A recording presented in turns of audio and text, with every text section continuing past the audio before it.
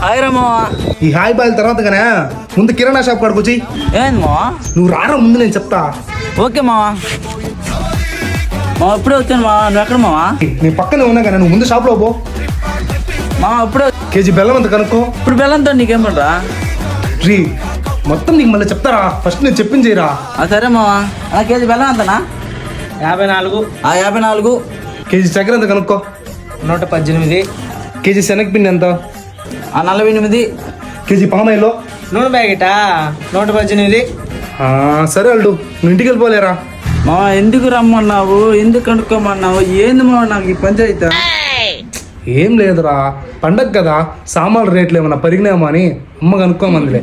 నాకు పోనాడికి బరువు అయ్యి నువ్వు ఎట్ట ఖాళీ కదరా, అందుకని నీకే చేసిన. ఓకే మావా, ఉంటా. అబ్బా ఏం వాడకమయ్యా, అబ్బో.